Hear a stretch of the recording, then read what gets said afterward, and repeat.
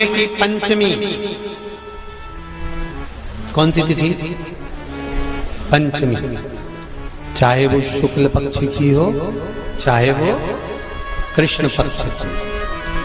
श्रावण महीने की पंचमी के दिन शंकर भगवान पर जिस जिस परिवार के व्यक्ति का कांवड़ जल हमने बताया है आपको, जरूरी नहीं है कि डंडा बांधकर 2 कावड़ के जल के लोटे लेकर जाओ, आप अपने हाथ में भी 2 पात्र लेकर जा सकते हैं। पंचमी तिथि के दिन हाथ में 2 लोटे जल के, 2 कलश जल के जब हम शंकर भगवान को चढ़ाते हैं तो ऊपर जो कमंडल होता है शिव जी के ऊपर जलधारी होती है, जिसमें जया, विषहरा, शामली बारी, दौतली और देव, शंकर भगवान की 5 बेटियां जिसमें विराजमान होती हैं। जब हम जल समर्पित करते हैं, हमारे पीढ़ी में, परिवार में अगर कोई अधोगति में मर गया होता है, कुंवारी अवस्था में चले गया होता है, गर्भ में मर गया होता है, गर्भ के बाहर निकल कर भी अगर कुंवारी अवस्था में चले गया होता है, तो श्रावण महीने की दोनों पंचमी पर परिवार का अगर कोई एक व्यक्ति भी जल चढ़ा देता है शंकर भगवान पर, तो सर्प की योनि में नहीं पड़ता, जीव मुक्त हो जाता, प्रेत योनि में सर्प की योनि से मुक्त हो जाता।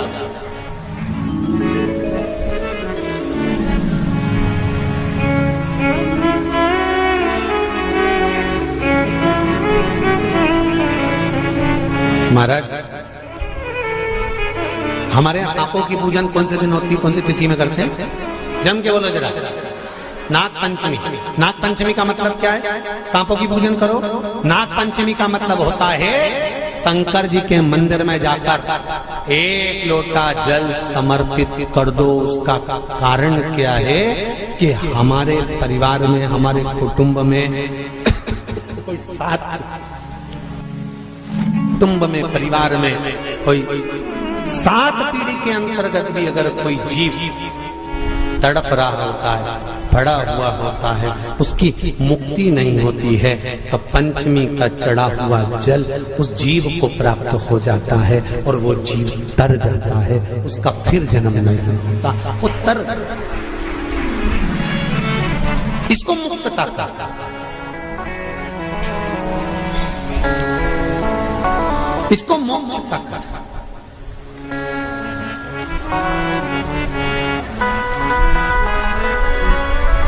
ये मोक्ष, इसी को कहेंगे कि ये मुक्तता है। महाराज,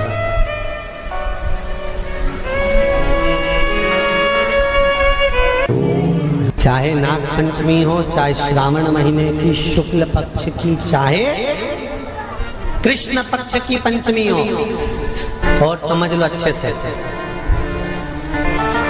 श्रावण महीने की पंचमी के दिन देवाधिदेव महादेव पर चढ़ाई गई शमी पत्र आस्तिक मुनि का नाम लेकर, कौन से मुनि? आस्तिक मुनि का नाम लेकर शमी पत्र को वापस उठाकर उसको अपने दरवाजे की चौखट पर कहीं पर भी या द्वार पर कहीं पर भी एक ओर रख देने पर घर के अंदर, बगीचे के अंदर सर्प प्रवेश नहीं करता। ध्यान रखिए, सर्प प्रवेश नहीं करेगा। शमी पत्र समर्पित करने पर, उस शमी पत्र को आस्तिक मुनि का स्मरण करने, कौन से मुनि है? आस्तिक मुनि का स्मरण करने पर भीतर घर के अंदर बगीचे में सर्प भी प्रवेश नहीं। उस शमी पत्र में जया, विषहरा, शामली बारी, दौतली और देव, ये 5 कन्याओं का भाव प्रकट हो जाता है और वो कन्याएं हमारे घर के द्वार की रक्षा करती हैं। तुम्हारे घर की बहन बेटी क्या करती है? तुम्हारे घर की बहन बेटियां क्या करती हैं? घर में बहन बेटी आती हैं तो बद्दुआ देकर नहीं जाती। घर में कन्याएं रहती हैं, बद्दुआ नहीं देती। घर की बेटियां जब दरवाजा छोड़कर शादी कर वाले दिन, विदाई के दिन अगर जाती भी हैं तो बेटियां हाथ में धान भरकर फेंक कर जाती हैं कि मेरा मायका खूब फले फूले आगे बढ़े। छापे लगाकर चली जाती हैं कि हमने हमारी जीवन की सारी दौलत, जीवन का सारा सुख अपने मायके में दे दिया है। वो बेटियां होती हैं। तो जया, विषहरा, शामली बारी, दौतली, देव, ये उस घर में निवास करती हैं जिससे का दरबार। नागलक्ष्मी ने मंगल विवाह हो गया। नागलक्ष्मी शेषनाग जी के साथ ब्याह गई।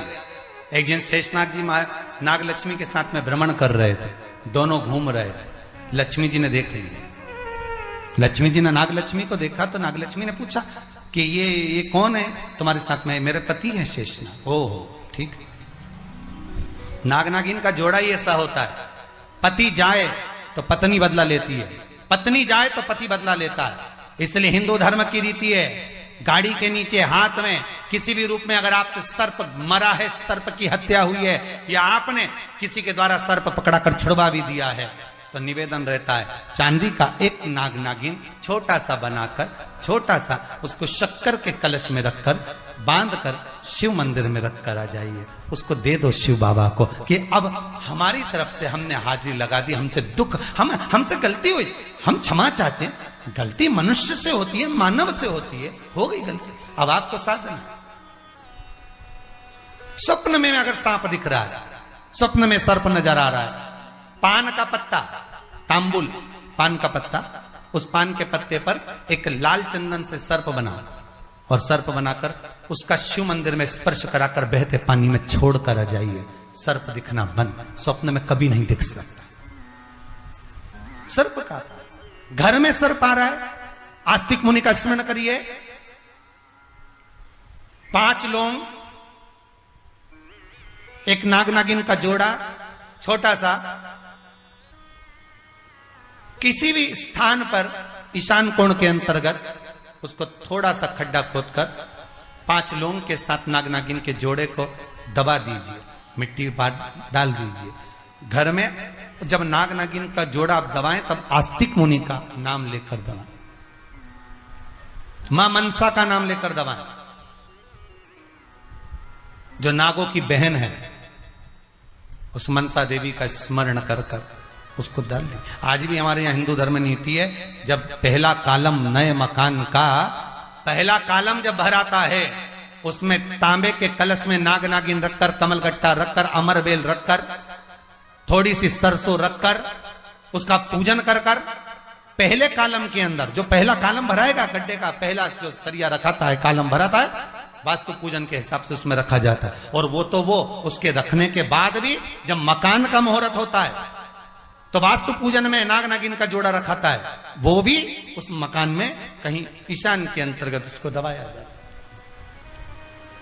उसको भी इसलिए कह देते हैं यहाँ पत्थर मत लगाना, यहाँ टाइल्स मत लगाना। पंडित जी से पूछोगे तो ब्राह्मण बता देगा इस जगह पर टाइल्स ना लगाइए, इस जगह पर पत्थर ना लगाइए, यहाँ पर वो गोला रखा जाएगा, यहाँ पर वो नाग नागिन का जोड़ा रखाएगा वास्तु पूजन के बाद।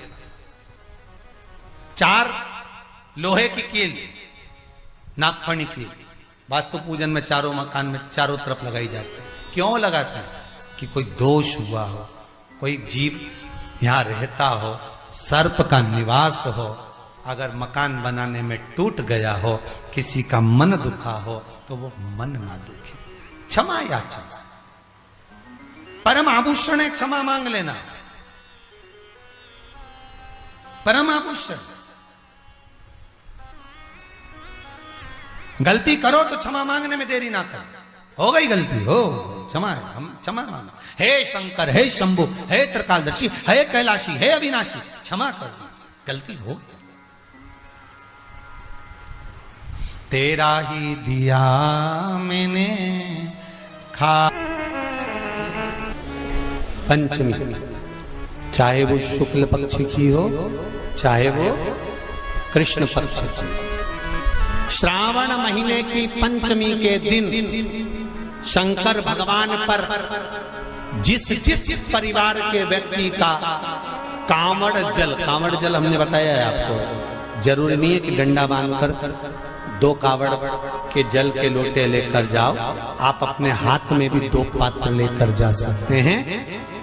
पंचमी तिथि के दिन हाथ में 2 लोटे जल के, 2 कलश जल के जब हम शंकर भगवान को चढ़ाते हैं तो ऊपर जो कमंडल होता है शिव जी के ऊपर जलधारी होती है, जिसमें जया, विषहरा, शामली, बारी, दौतली और देव, शंकर भगवान की 5 बेटियां जिसमें विराजमान होती हैं। जब हम जल समर्पित करते हैं, हमारे पीढ़ी में, परिवार में अगर कोई अधोगति में मर गया होता है, कुंवारी अवस्था में चले गया होता है, गर्भ में मर गया होता है, गर्भ के बाहर निकल कर भी अगर कुंवारी अवस्था में चले गया होता है, तो श्रावण महीने की दोनों पंचमी पर परिवार का अगर कोई एक व्यक्ति भी जल चढ़ा देता है शंकर भगवान पर, तो सर्प की योनि में नहीं पड़ता, जीव मुक्त हो जाता, प्रेत योनि में सर्प की योनि से मुक्त हो जाता।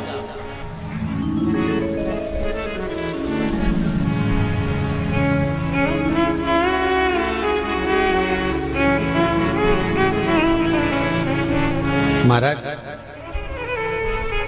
हमारे यहाँ सांपों की पूजन कौन से दिन होती है, कौन सी तिथि में करते हैं? जम के बोलो जरा। नाग पंचमी।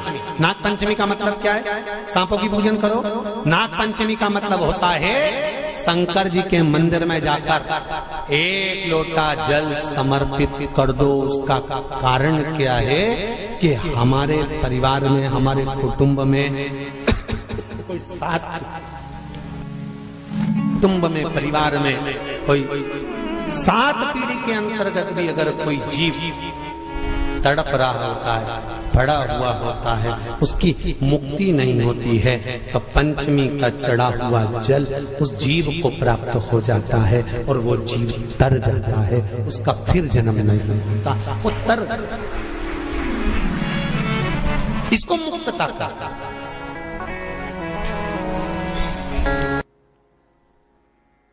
मिलकर जो करा जाता है उसका एक आनंद ही दूसरा होता है। एक अकेला दूध पदार्थ को अपन ग्रहण कर लो, प्रसन्न। तीसरे नंबर पर भगवान विष्णु,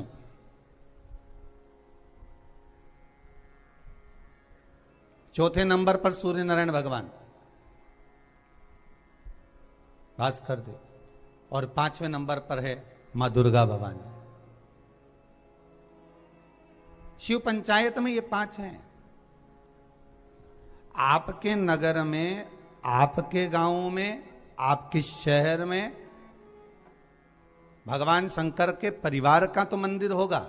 शंकर भगवान के परिवार का मंदिर का दर्शन तो आप बारंबार करते होंगे। पार्वती जी भी होंगी, गणेश जी भी होंगे, कार्तिकेय भी होंगे, नंदी भी होंगे, शिव भी होंगे। ये भगवान शिव का परिवार है। पर भगवान शंकर का जो पंचायत है, भगवान शिव की जो पंचायत है, उसमें 5 ये अलग। कभी आप लोग उज्जैन जाएं महाकाल की नगरी में, तो महाकाल की नगरी में जब पहुंचे तो बाबा से विनय कर कर जाना कि बाबा हम महाकाल की नगरी में आए, ऐसी कृपा कर दो कि हमको शिव पंचायत का दर्शन हो जाए। महाकाल उज्जैन में एक मंदिर में, बाबा महाकाल के एक मंदिर के एक आनंद में पंचायत भगवान की विराजमान है, उसका भी दर्शन।